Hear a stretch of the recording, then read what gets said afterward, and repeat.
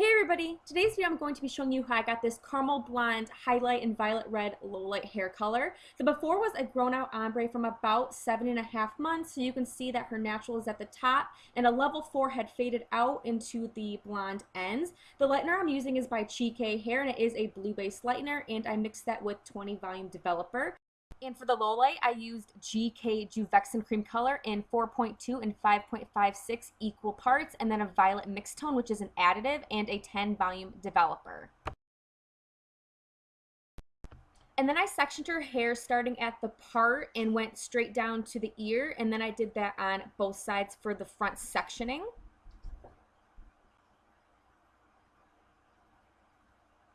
And then for the back, I just took a very small section down at the bottom because I did not skip any sections while foiling. And then you can see I just split that in half because it was a little too large. And then that is where I just started to do a chunky weave foil. And I did start with the low light color first. And I did do every other. So I would do a low light, and then I would use the lightener for the blonde, and then a low light, and then a blonde, and just did that all the way up the head in every section of the hair. And I do apologize for the glare of the foil. The lighting in the salon I work at is fluorescent lighting, which is not the best for filming, but I think you guys are still going to get the picture here. And if you are wanting a more in-depth version of how I do foil highlights, I do have a video that I recently put on my channel that I will have linked down below. The way that I did the chunky highlighting is the only difference in that video. I just showed you a medium weave in that, but it really does not make a difference. I did the exact same techniques of how I applied and the way I sectioned and everything. So I will be linking that down below if you are interested in seeing a more in-depth version of how I do foil highlights or lowlights.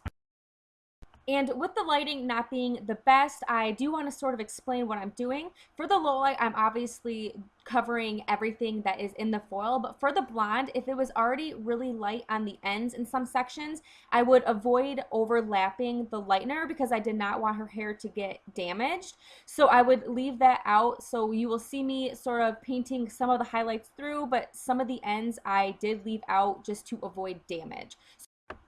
For the blonde, we were only trying to get her to that caramel stage, which her ends were already at, so we did not have to touch those in most of the spots. Some of the areas were a little bit darker, so I did feather the lightener through those, but for the most part, I did avoid the ends completely. So we basically just went through the regrowth and the mid shaft where the artificial color was, just to blend everything. And the caramel stage is around a level 7 or 8, and we did end up toning the blonde after everything, and I will show you what I used when we get to that part. And I do want to mention also that for everything that is left out, we did just leave that as was, so a little bit darker at the root with the blonde on the end, so basically just an ombre in between. The picture we went off for inspiration was a little bit darker and had more depth at the root, and then the ends were a little bit lighter. There was not a huge difference, but it wasn't enough to have to pull another color through the ends because we didn't want to completely get rid of the lightness that she already had. Every color and every client is going to be different, so you have to take what they have into consideration when formulating and deciding on a technique. So I'm just showing you what I did for this specific client. Like I said, she had outgrowth about 3.5 inches at the top, and I would say her natural is about a level 5, and then she had a level 4 that had faded out over the months, and then the ends were just lightened. They were actually red at one point, and that just sort of faded out, so they just were a caramel color. So I did have to formulate considering all of that. So make sure that if you are doing something similar to this, that you are taking into consideration what your specific client has. Another thing I do want to mention, which I also mentioned in my how to foil highlight video, is not having sloppy foil work. You definitely want to make sure that you are keeping everything nice and in place and making sure that everything is even. You don't want to have messy foil work, especially if the client plans on having the same color more than one time, because you want to be able to at least try to follow the pattern that you have. So what I like to do is just make sure that I am working at an exact level for each. I don't just randomly grab hair and decide that I want a specific color there when using foil. So you want to really make sure that you are having a neat technique and making sure your foils are in line with one another, and that will just make it look a lot more professional as well as helping you out in the long run. Every stylist has been guilty of not really following a specific pattern, especially when first starting out. I've actually had clients come in and I figure out the pattern that their last stylist did, and it makes it very hard. And it basically makes it a color correction for you, which takes more time and more effort in figuring out specific ways to do each individual foil, which makes it very hard. And like I said, it adds time on and ends up being a color correction. So the better that your foil work is, the easier it will be in the long run, like I mentioned before.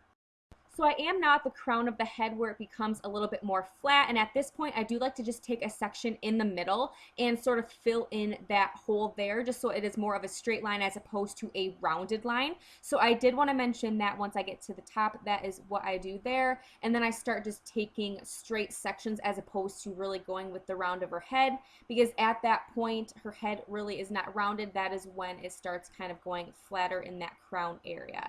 And every client will be different at this part also, so you do have to really think about the client's head shape while doing foils and how the hair is going to fall once getting to that section.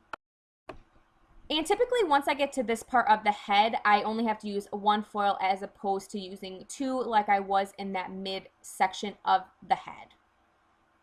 So you really just have to think about the client's hair and their head shape and everything, and that will determine on how the foil goes. So here I am just getting to the top and finishing it off, and I did make sure that the section was not going to be too large in the front, because you do not want to be forcing hair into a foil that will not fit. That's just going to cause sloppy foil work and have it look like there's already outgrowth, because the whole foil will not fit.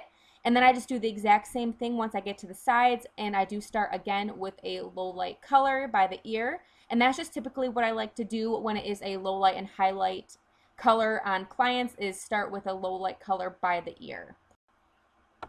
And the reason I do like a low light to be closer to the area that is around the hairline is because if a client is to wear their hair up, you cannot see a low light grown out as much as a highlight.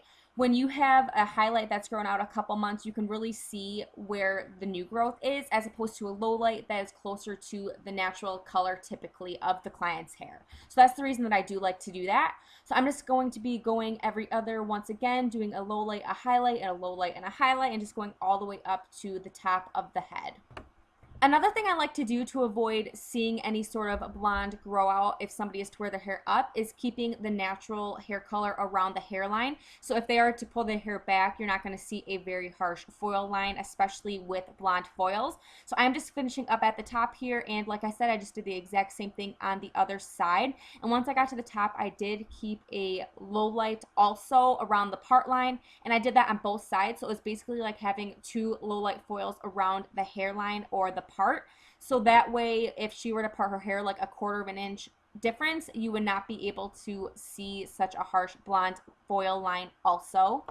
When doing chunky weave like I am here, that is when you can really see and it becomes a little bit harder to blend. If you are doing a really fine weave, it really doesn't matter as much, but when you are doing something chunky like this, you really do have to keep into consideration the hairline and where they part their hair and everything like that. So make sure you're really keeping into consideration the style of how it's going to look once everything is complete. And I am finishing the last foil here, and once I am done, I do like to check a few blonde foils in the back just to see how fast they are processing. And I do this with every client, and I do recommend doing it just so you know how fast their hair is processing. And I did tone her hair to kick out some of the brassiness. I used 8.12 and 8 volume developer, and that just kept it so it was still at that caramel level, but like I said, I just wanted to get rid of some of that brassiness in her hair.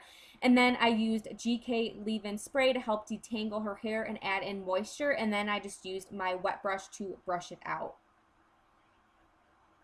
Then I just went through her hair with a vent brush while I blow dried, and this just helps really smooth out a client's hair. You can section at this point if you want, and I do that with people that have thicker or longer hair, but I just randomly took sections and just started to use the vent brush and blow dryer at this stage.